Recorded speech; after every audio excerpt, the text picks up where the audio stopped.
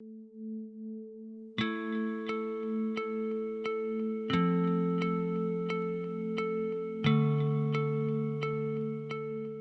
umeona Murogi? Nasikianga tu. Ilikuwa tu mtu unasikia tu fununo. Ati fulani ni Murogi, nini na nini au ni mchawi, lakini sijawahi kumuona vizuri, lakini wako.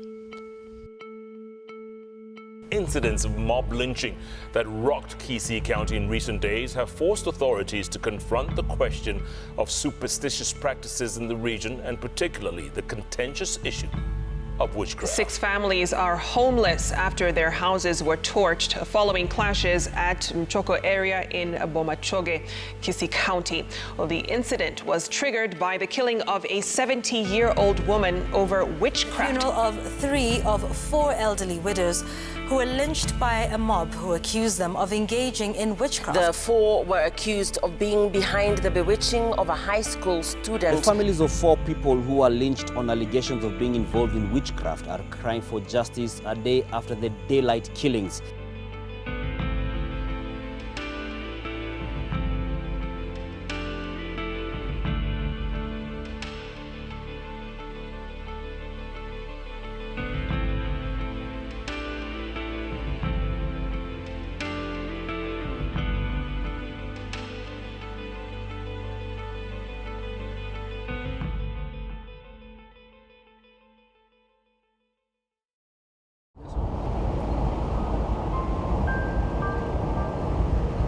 My name is David Oseko, a human rights defender. I work with the InformAction.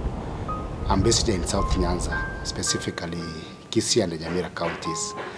4 ladies who were murdered in Kitutu Church North in the village of Nyagonyi. We went down to investigate to find out exactly whether these people are indeed witches.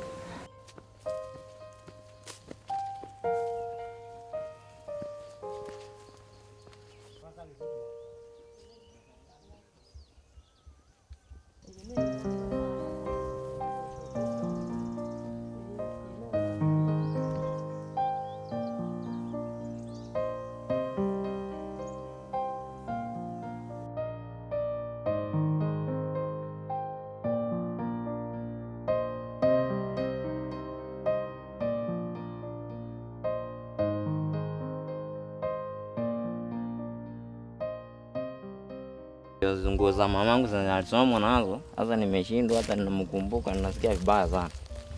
Hata ndio hizo, hata sasa miongoni ndio hizo. Nimejoma. Ndio hizo zingine ndio hizo. Sasa nimeshindwa, sasa nitafanya nini? Sisi kama shirika la kutetea haki za kibinadamu tunataka tujue haswa ni jambo gani hili lilifanya hawa watu kuja kuua mamako katika njia ya kikatili kama ile waliomuua. Kuna samba yenye kuku. Babu yangu aliuza, akaenda kaeka kosho. Sasa wakati sister yangu alikufa 12, tukamshika huyu mwenye alinunua samba, akakuja akasema, hii samba, akatuletea mikate 2, hii samba tunataka utoe kosho tukupe pesa kidogo. Na hiyo samba ilifunga brother yangu miaka 12. Alikuja juzi mwezi wa 5 tarehe 27 huko.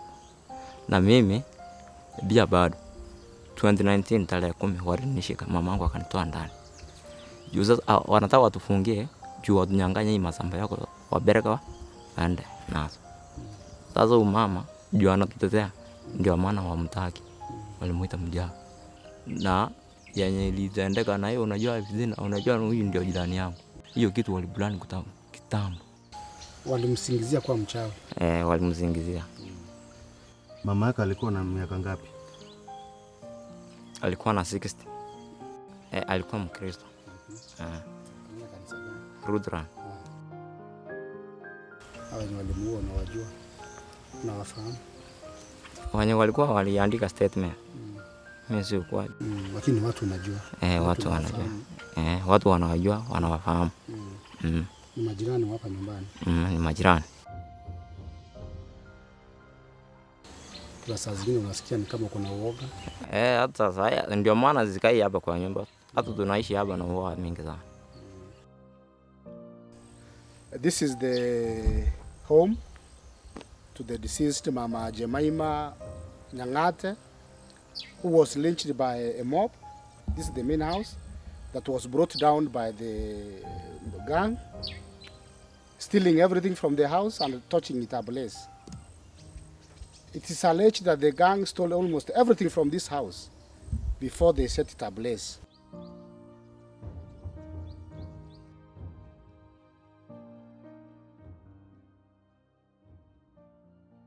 Here lies the remains of Mama Jemima Nyangate. The graveyard is still fresh, but the memories of their mother still lingers on. According to their son Franklin, they want to call for justice from the government of Kenya to help them to restart their lives afresh. Unajua mamangu alikuwa mahali amenitoa na mahali amenifikisha hivi. Hata kuangalia hii kaburi yake haki ya Mungu. Hata siziki kuangalia. Hata nikiangalia tu hivi kwa hii nyumba sitaingia. Kila kitu ni yeye alikuwa anatufanyia. Sasa unajua mama akitoka haki ya Mungu, hata wewe unashindwa tu sasa utafanya nini? Juu ya hii shamba, sasa tunaomba serikali ingilie hayo maneno, watupe shamba letu. This parcel of land on my immediate right here is the land in question that has led to the killing of Mama Jemima Nyangate. The land has been on caution for many years. When the caution was lifted, after the elder brother to Franklin was released from custody, it followed the event of Mama Jemima losing her life on suspicion of practicing witchcraft. So the land issue in Kisii remains to be a major cause of not only deaths, but land disputes that has led to even displacement of families from the ancestral lands.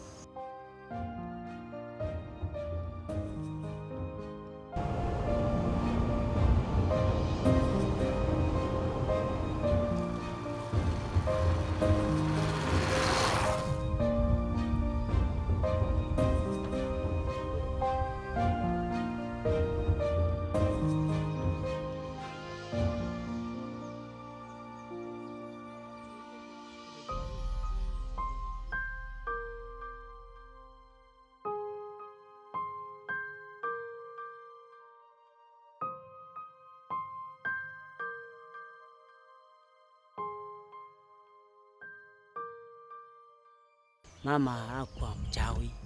Hii ni kitu walisuspect ati ni wachawi kwa sababu wanasema mama wakongwe, wasee wakongwe wamezeeka au sasa ndio wachawi. Na ilikuwa hivyo. Mama alikuwa ni akili yake ilikuwa ni alikuwa amechanganyikiwa na akili. Yaani akili yake si timamu. Tangu nilianza shule, vile nimefika form 3 sikumaliza shule lakini ako tu namna hiyo. Lao mama na hiyo Jemima sasa ndiye alifuata sasa yeye. Vile alifuata akasalamia hiyo mtoto. Vile alisalamia hiyo mtoto tu hivi. Mtoto akaamuka ndo akamata yeye. Alikamata yeye tu hivi na kuanza kupiga yeye. Alipiga yeye watu wakaona kumbe mchawi ndio yule ya kwanza. Sasa kama anapiga anamwambia sema mwingine. Akasema sio mimi peke yangu. Akataja jina lingine ambalo sio jina la mama ilikuwa ya mtu mwingine lakini watu wako sikia mzuri. Sasa wakaanza kusema hiyo ni mama yangu sasa. Lakini si mama yangu alikuwa. Sasa watu wakaanza kusema wanaita jina la fulani. Kwani mchawi jina ni akili yake ameruka. Akaona mama yangu akakimbia akatoa chembe kwa nyumba na kukimbiza yeye kwa hapo ndisi hapo ndani akakimbiza yeye akakamata yeye. Alikamata yeye tu hivi akampiga kwa kichwa. Mama akaanguka chini. Mama akamwambia, "Kwa nini unanipiga bure? Unanipiga bure." Akimbiza kufanya maneno kama hiyo. Huyo mtoto akasema, "Hapana." Akampiga tena ya pili. Vile anaendelea kuchomeka huko, watu wakakimbia sasa kuchukua mama tena kwa mahindi. Wakaanza kupiga yeye, wakapiga yeye mpaka akakufa. Vile alikufa akamleta kwa moto. Wakamtuma ndani ya moto. Vile walitupa ndani ya moto, wakakimbia kwa hii mama Jemima hapo. Wakaleta matresi, blanketi, nguo, vitabu. Wakachoma hiyo nyumba ikaendelea kuungua kwanza. Wakakocha wakaruhusia mama hapo juu na yeye. Mama akaendelea kuungua. Vile walifika hapa, sister yangu akamwambia hivi, "Msichome nyumba, kitu mtafanya, tufungulie nyinyi ndani muangalie kama iko kitu ndani. Mkipata kitu ya uchawi iko ndani, mtuchome hata sisi ndani hapa." Wakaangalia hakuna, wakapata ni vitabu ya shule, Biblia, mangoya. Hakuna. Sasa kitu walifanya, wakaangalia wakapata hakuna kitu hakuna. Sasa vile wakatoka nje kwa mlango, wakaanza kusema, "Tumeua mama bure." hatukuchua. Mama alikuwa miaka mingapi? 60. Na mara mingi mimi nilikuwa namjua kaa nyanya yangu. Hata nikipita hapa nilikuwa nampata, namuuliza nyanya ni aje, umepika nini? So sikuwa namjua majina yake kwa undani, lakini mimi nilikuwa namjua kaa nyanya yangu. Na jina lake nilikuwa nalijua tu moja, Kwamboka. Hiyo ndio nilikuwa najua tu. Sasa kama mimi kijana nikiangalia hilo jambo si mzuri. Kama mtu amekuwa mbaya ama katu mnakosana na wewe, inafaa nikupeleke mahali tuongee. Kama hakuna wazee kijijini, nafaa niende mbele tuongee. So sikufurahishwa na kuchomwa kwa huyo mama.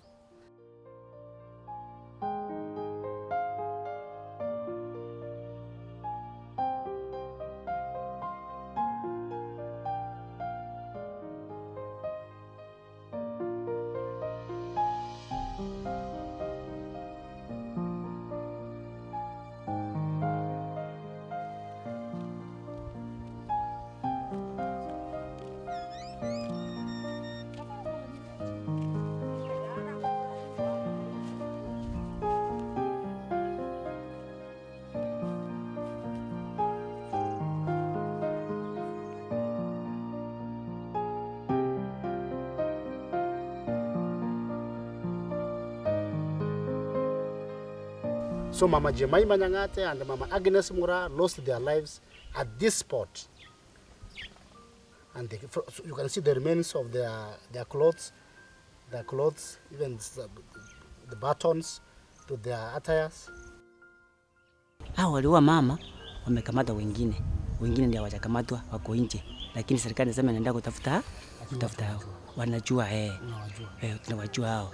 Hatua lazima itekelezwe na ukweli ifanyike. Kitendo kama hii wasipochukuliwa hatua itaendelea. Alikuwa anaenda kanisa Lutheran. Lutheran. Sasa most of them watu wa Lutheran ndio wengi tena wako hapo. Sasa wenzao tena ndio wanaoa sana.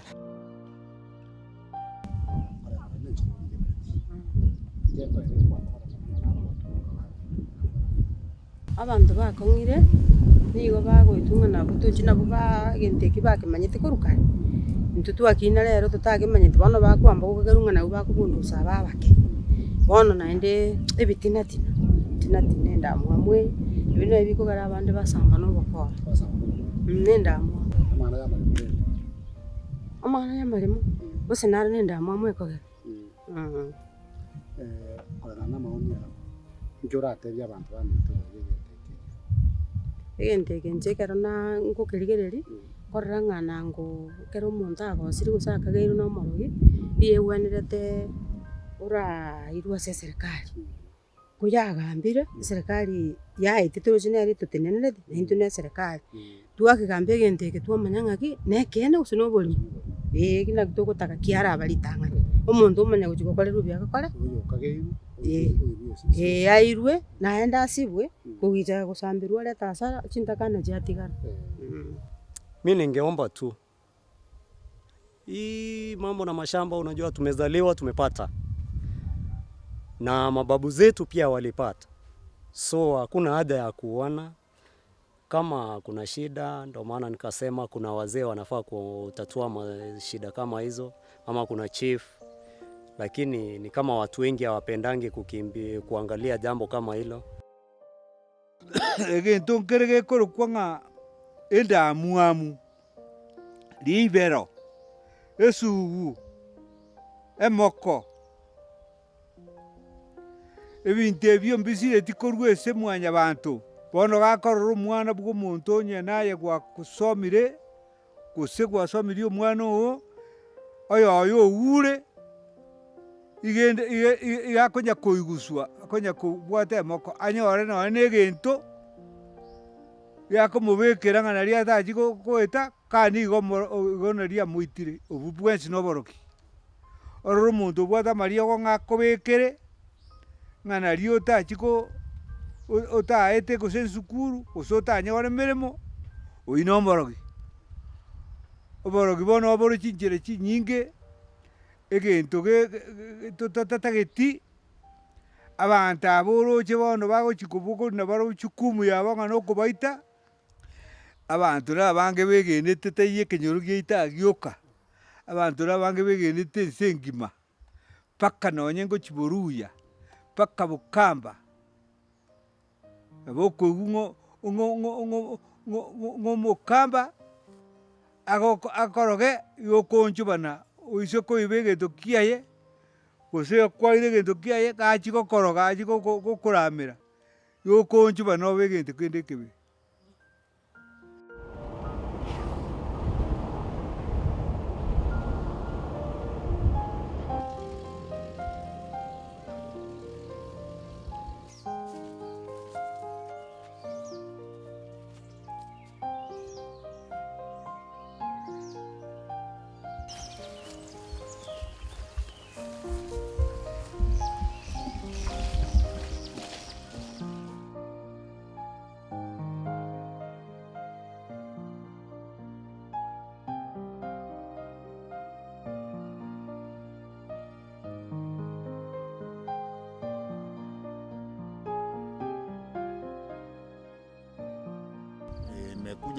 Nilikuwa napanga kutoka kwangu nyumbani nikielekea kutafutia ng'ombe chakula. Sasa nilipofika hapa kwa mama nikamsalimia, nilipata amekaa huko kwa kiti. Nikamuuliza, umesikia kuwa mama mwingine ameuliwa hapa chini? Akaniambia, nimesikia lakini simjui. Sasa kuongea hivi nikaona genge la watu kutoka hapa juu, vijana hivyo wamebeba rungu, mapanga, jembe, hata pia shoka hadi kwako. Sasa walipokuja hawakutusalimia mimi na mama, wakaingia ndani ya nyumba wakatuacha hapo nje tukiwa tunaangalia vile wanafanya. Wakaingia ndani ya nyumba wakatoa mattress na ile vitu vyote vilikuwa ndani ya nyumba wakatoa nje. Kitu walifanya, wakaanza kucheka, ati wapi huyo mama? Sasa wakuuliza ati wapi huyo mama, mmoja wao akasema huyu hapa wamesimama na huyo kijana wake. Sasa vile kusikia hivyo, mimi kusema kuwa kuja tuongee nijue, kapata mwingine ametoka ndani ya hao watu akanipiga panga mpaka chini. Walipoona nimeanguka chini, damu inatiririka, wakamchukua yule mama na ile kiti yake alikuwa amekalia, wakaenda naye. Alafu akuja hivi na panga akamkata hapa. Aliitwa atie ni mchawi, ati ndiye alimtembeza mtoto wa kijana mwingine huku wa shule wa form 4. Tangu nikuja hapa Kisii kuona ubaya huyo mama hata siku moja. Sijai kuona hata kugombana hivi, sijai kuona mama akigombana na mtu. Sasa nilisitikisha hivi, hii uchawi yenye alikuja akaua ati ni mchawi litokea wapi? Na mimi sijai, mimi ndio naishi naye kabisa. Hata kupika, tangu nipike kwangu nimemaliza miaka 5. Lakini tangu ile miaka yoko niliingia kwa hii mbao tulikuwa tukikula na mama. Mama alikuwa ni kifuli nzuri sana, mzazi ni mtu wa maana. Hata mimi venye niko hivi mimi mkale, sina mzazi wangu huko nyumbani, mali mwenye alinizaa na mama na baba. Sasa venye niliingia kwa hivyo nikaona huyu ndio sasa waacha awe mzazi wangu. Sana sana hao wasee wanachomwa ni kwa sababu watoto wameacha wasee wakisumbuka nyumbani. Sasa ile njaa wanakuwa nayo, hata ukimwangalia unaona sasa huyu ni mchawi. Hata ukimwangalia yani umbo wake unaona huyu ni mchawi kwa sababu ako na njaa. Abangina bange ba mwanto gakoranga kugichaka gotire igo anyiriri nobosio abantu bamanya kuiranga nero uyu mboroki mungino uyu atari moroki abagaka rero agukaremba arenge baroki abagaka bano rero baonjokeire basoire sabangina mibabera baroki.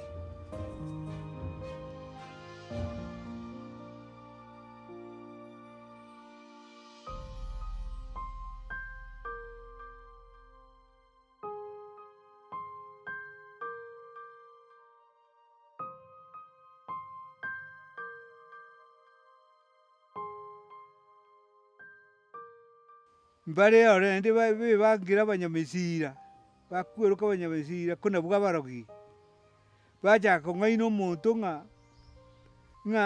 yango kurweni gankurwari kubweni ga orete metende no borongo busa kurguru sana ime uchaka konyonsia omonto okomonyonsia omonto omonto oria naende otiga omonto oria naende ani amanyonsia emete emebe naende otiga omonto oria okorwara mono. Riria arwarire mono omoyega matebi ng'a omonto nare ensemo yaino nare giga ang'e ase momenyete ogogoita nere naende ochire omentire rirogo rinde ing'a chiombe ching'ani iga ende ngokonye omoa chiombe okorwara rore otiga ogokwa kono oborwaire bwamorire.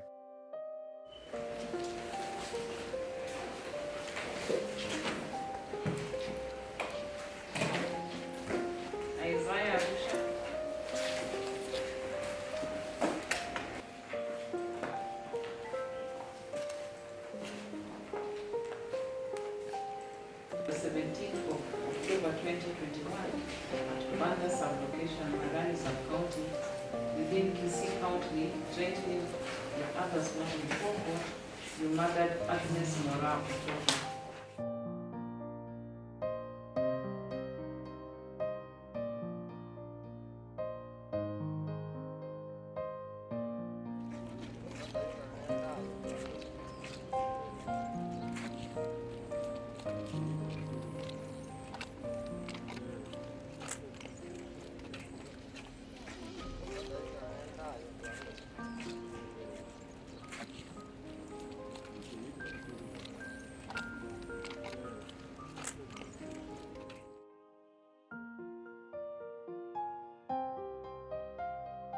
As you can see, we are doing a silent, peaceful demonstration because we are mourning, we are grieving that women and old people are being killed simply because people have accused them of practicing witchcraft.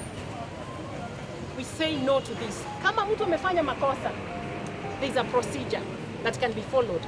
But when we have young people, men, women, including children also now learning and participating in killing older persons in our communities, it is something that has to concern us all. It must be taken very seriously. And indeed, the government have done not enough for the past 11 years or so that this thing has been going on. If they would have been busy doing what they are supposed to do, I think we would have seen a reduction in the killings and in the suspicion of witchcraft, which allegedly it's about witchcraft, but it ends up in something else. This is extrajudicial killings of elderly human beings. It's not about witchcraft. And there is a generational gap missing, where there is no peace or there is no love between the young and the old, and there is a misinterpretation. Nikianza kumea mvi, unaanza kufikiria mimi ni mchawi, and yet nimekulea mpaka umefika miaka hiyo yote, ama nimelea baba yako. So this thing we want to eradicate in our nation.